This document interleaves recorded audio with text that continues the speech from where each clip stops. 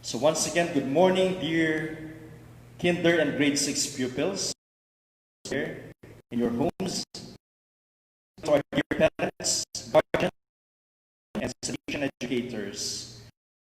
At the beginning of the Mass, today is a day of thanksgiving.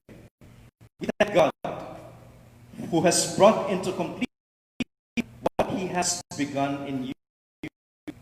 For the grade 6, it is the hard work of 6 years. After this, you will know children, but you will be adolescents in junior high school. For the kinder pupils, now it will be a more serious stage of grade school.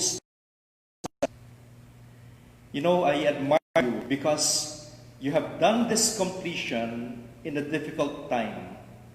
And later on in your life, you will look back at this. In the future, you will be saying, I finished grade school, or I was in kinder at the height of the COVID-19 pandemic crisis. There have been many in history who have had this experience. Maybe if you'd ask your grandparents, maybe those who have survived the Second World War, and they too were students at that time, were pupils. And one who was able to survive also difficult times in studies was none other than Don Bosco. And so since you are Bosconians, I'd like to tell you something about Don Bosco. When he was young, when he was studying, you know very well that he had a teacher named Father Caloso who gave him lessons, not in a formal way, but he was able to teach him. And there was a terrible blow in his life when Father Caloso died, because it interrupted the studies of John Bosco at the very start. And so it made it harder for him to attend that school in Castelnuovo. Castelnuovo was the village, the town, but there was a tiny village where he lived, and that was in Becky.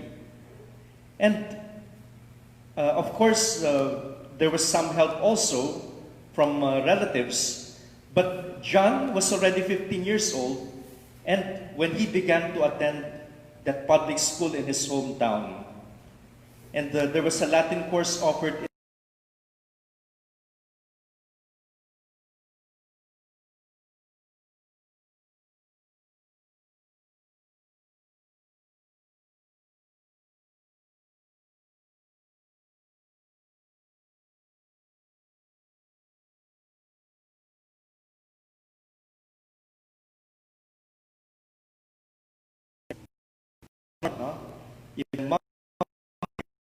also had that experience.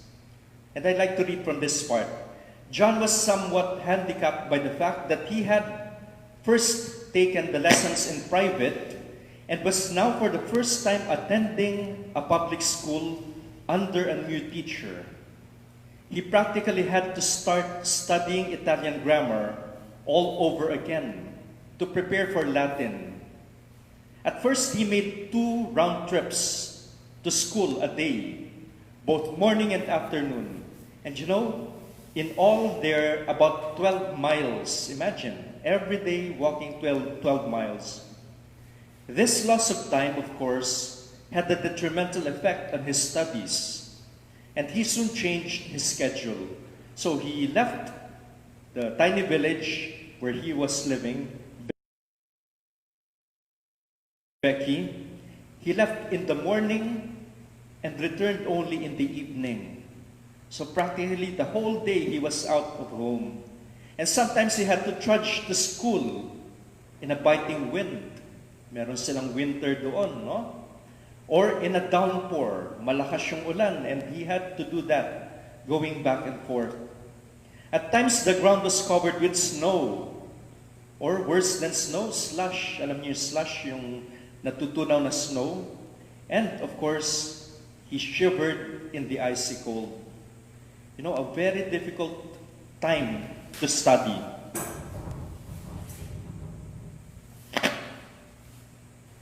You know, that difficulty also is something that we experience. But I know it's something that you will survive.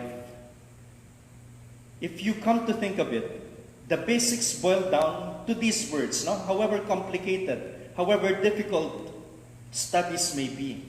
And it's not only studies, but what is always counseled to us. You know this very well, no? Do good, avoid evil. For those of you who have studied in religion, we have what we call conscience. At yun yung sinasabi ng konsyensya sa atin. Do good, avoid evil. And in the first reading for today, the prophet Amos was saying that exactly. Seek good and not evil, so that you may live. And then another point, hate evil and love good, and let justice prevail at the gate. You know, this is a very important part of the Bible.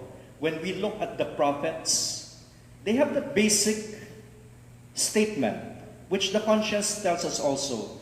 Do good, avoid evil. Do good, ito yung mangyayari sa iyo. Magiging mabuti yung buhay mo. Avoid evil, and your life will also flow calmly. And you see, in today's reading, those are the words of Amos. And he reminds us of what a prophet is. You know, yung propeta, pag tinatanong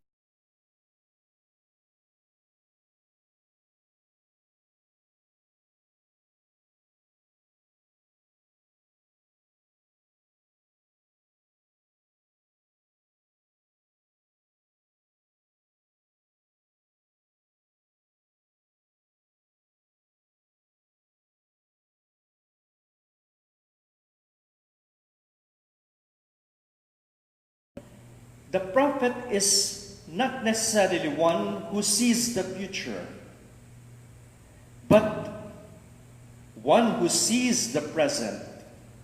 And from what he sees, is able to say what might happen in the future. Sasabihin ng propeta dun sa bayan ng Diyos, no? Gawin ninyo ito, talikdan ninyo yung mga Diyos-Diyosan. At kapag ginawa ninyo yun, magiging mabuti yung inyong buhay. Kayo ay gagantimpalaan ng Diyos. Does the prophet see the future? No. What does he see? The present. Meron pang something familiar, no? Merong isang magulang, sasabihan yung kanyang anak, no? Mag-aral ka ng mabuti. Pag hindi ka nag-aral, babagsak ka. O kaya sasabihin ng teacher, pag hindi mo pinagbutihan itong exam na ito, hindi ka gagraduate. Ganon yung propeta. Hindi nila nakikita yung future na babagsak ka o hindi ka gagraduate. Ano yung nakikita nila? Yung kasalukuyan. And therefore, my dear Bosconians, your parents and teachers are also prophets. And I'd like to cap this homily with what we have read in today's gospel. Sabi ni Jesus, who came, or we have read something about Jesus. When he went to the territory of the Gadarenes, itong territory na ito, it's around the Sea of Galilee, and he came to that. And when he went, they cried out to him, "What have you to do with the Son of God?" Sino yung sumigaw nun? Two men who were possessed by demons, mga sinapian, which makes us think, wow, even in that stage, they recognized who Jesus was. And who was Jesus? The Son of God. They had utmost respect for Him. Pero the point is this, yung tanong nila, have you come here to torment us before the appointed time? And what does that tell us? Jesus was seen as a torment to the demons. Na pag merong mga demonyo, they cannot sit well if there's Jesus there.